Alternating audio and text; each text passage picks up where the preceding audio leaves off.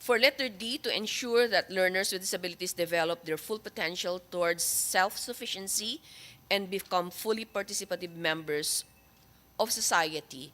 So we have developed the policy guidelines on the management and implementation of the transition program for learners with disabilities. And I mentioned earlier that this is for consultation with stakeholders by the second week of December.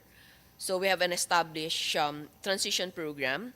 And then we have events, or we have programs particularly for disability sensitivity and awareness program, Mr. Chair. And then for letter F, to further develop a system for identification, referral, and intervention for learners with disabilities.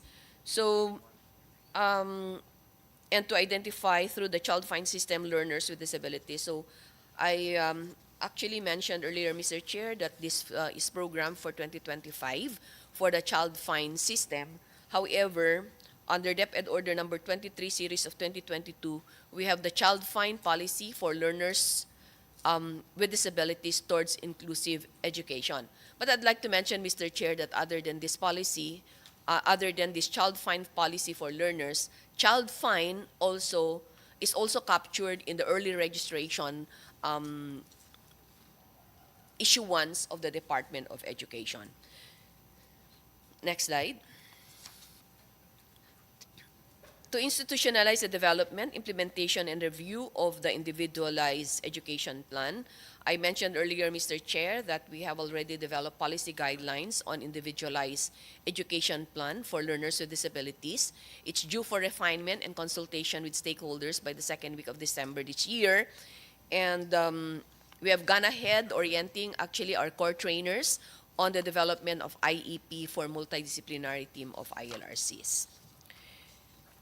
And then to provide parents and guardians of learners with disabilities with information and opportunities to actively participate in the determination of educational placement options, to enable and empower all teachers, including those with disabilities, parents, guardians, and family members by training, and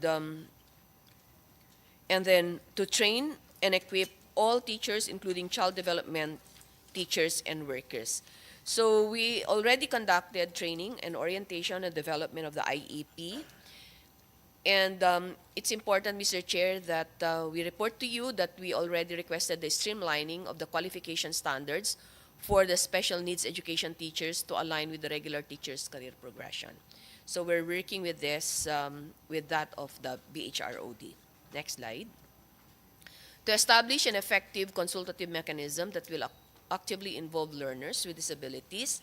So we already called for, we already drafted actually a call for the submission of membership applications to the Advisory Council. And included in the invite is our student leaders for inclusion.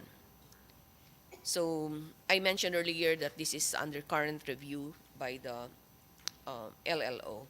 And then we have scheduled conduct of surveys, FGDs, through the student government organizations for this, Mr. Chair. Okay. So for the next slide please. How is DepEd addressing the conversion of SPED centers to ILRCs, and what challenges have been encountered in this process? So this process actually required regional offices to identify and nominate eligible SPED centers for conversion, which were subsequently validated by the DepEd Central Office.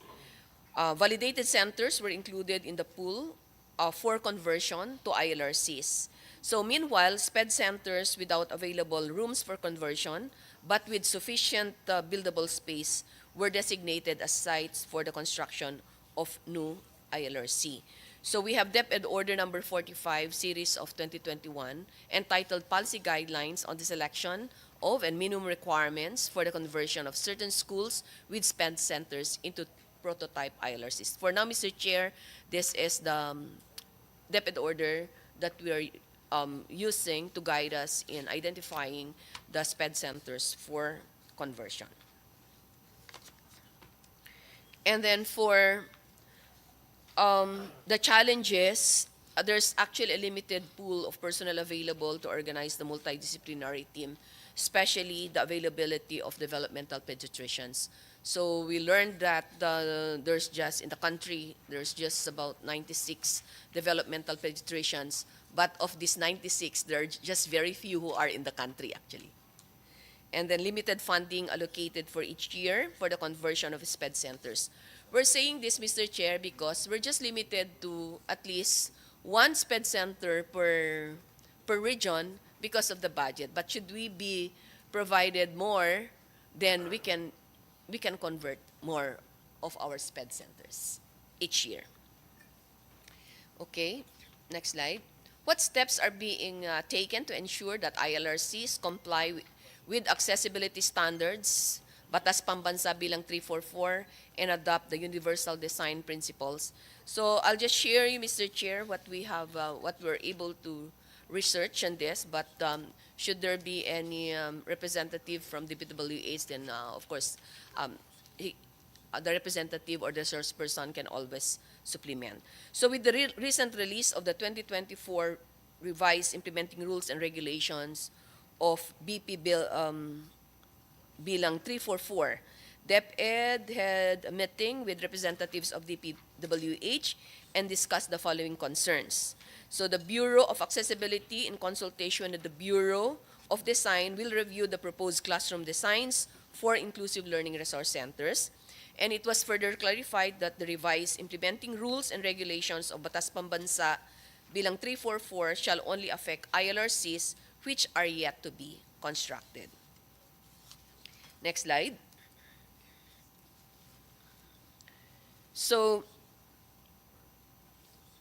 DepEd actually must comply with the revised Batas Pambansa 344 IRR in its construction of the new ILRCs. Further, it may opt actually to adopt the revised IRR in the conversion of the SPED centers into inclusive learning resource centers based on the results of the assessment of existing ILRCs. And then the Bureau of Accessibility, in consultation with the Bureau of Design, will review the proposed classroom design for ILRCs. And then the IRR of Batas Pambansa Bilang 344 shall only affect the ILRCs which are yet to be constructed. And then the DPWH, through the Bureau of Accessibility, conducts an annual audit of public and private elementary and secondary schools to ensure compliance of BP 344, and the Bureau of Accessibility reiterated that structures must comply with the accessibility law beginning from design until construction phases.